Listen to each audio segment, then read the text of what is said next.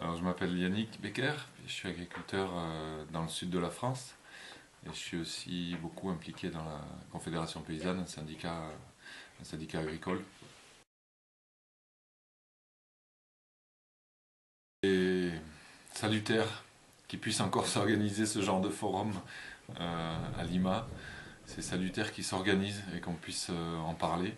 Et en tout cas, nous en France, on soutient complètement ce genre de forum.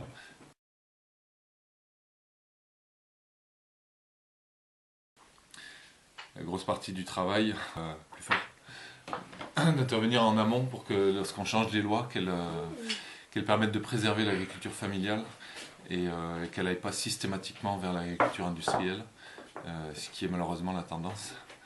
C'est aussi le cas par rapport aux terres. On a de plus en plus de mal à trouver des terres pour s'installer parce que toutes les terres qui se libèrent partent à l'agrandissement et partent vers l'agriculture industrielle pour produire des choses dont les gens n'ont pas forcément besoin.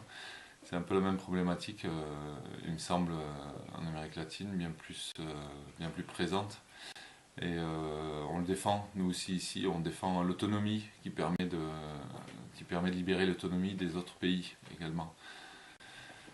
Euh, donc en France, on a un gros problème par rapport à la réglementation qui se substitue à la loi.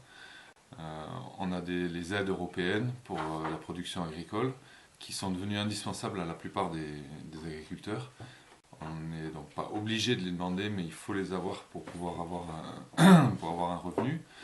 Et lorsqu'on les demande, on a des conditions qui viennent avec, des conditions qui sont de plus en plus sévères, ce qui fait que chaque agriculteur finalement se retrouve en position d'être contrôlé en défaut et de pouvoir être sanctionné d'une manière ou d'une autre. Souvent c'est des sanctions financières qui peuvent amener à la cessation d'activité et du coup à plus pouvoir travailler. On est loin, c'est sûr, de ce qui se passe au Pérou ou dans d'autres pays, mais on a du mal à faire comprendre à nos homologues, aux autres agriculteurs, qu'on a 7% des terres qui sont en France qui sont utilisées pour les agrocarburants, qui sont donc soutenues par les aides européennes.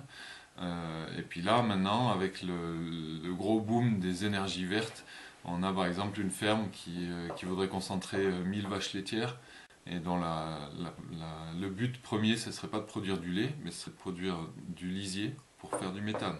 Et le lait, ça serait un sous-produit. Donc le premier but, ça va être de faire de la merde de vache pour pouvoir le faire fermenter et avoir du gaz vert. Donc notre outil nous échappe et aussi aux citoyens. Les citoyens ne peuvent plus savoir qu'est-ce qu'ils vont manger. Et, on appelle accord de libre-échange. On a perverti la liberté parce qu'en général, là par exemple, il y a eu un accord de libre-échange entre le Maroc et l'Europe. Et c'est des accords perdant-perdant à chaque fois. C'est-à-dire que là, ce qui va se passer, c'est que des investisseurs français ou européens vont aller au Maroc pour produire des légumes, des fruits et légumes à bas coût, parce qu'il y aura une main-d'œuvre à bas coût. Et du coup, ils vont pouvoir importer des fruits et légumes en France et en Europe à des prix cassés, ce qui va empêcher les producteurs français et européens de vivre de leur travail.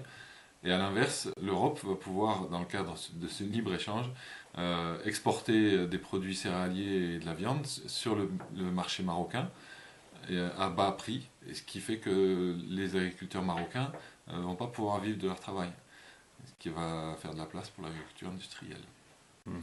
Et c'est le même problème, et on aurait tout à y gagner, à diffuser plus largement l'information sur ce qui se passe en Amérique latine, en Afrique, en Asie, sur l'accaparement des terres et sur le durcissement de la loi pour faciliter cet accaparement.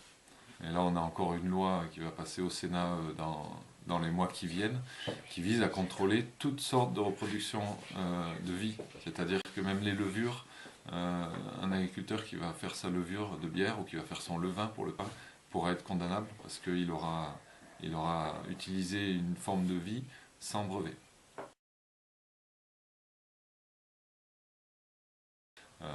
Aussi un petit message de soutien aux prisonniers politiques qui, malgré les jugements qui sembleraient être partiaux, on va dire. Mais bon, ils ont purgé leur peine, et dans n'importe quel pays démocratique, une fois qu'on a purgé sa peine, on est libéré. Ça semblerait pas être le cas au Pérou. Ouais. Tu parles d'Osman Morote et de Margot Liendo.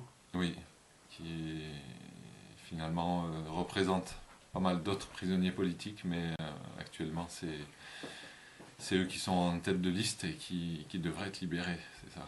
D'accord. Je salue le courage et le pouvoir de mobilisation des peuples d'Amérique du Sud et d'Afrique, d'Asie. J'aimerais bien avoir ça en France aussi. Je pense qu'on ferait bouger des montagnes si on avait autant de monde qui se mobilise. Alors qu'en France, on a beaucoup moins de risques à le faire. On dort un peu sur nos lauriers et peut-être plus tard, ça sera trop tard.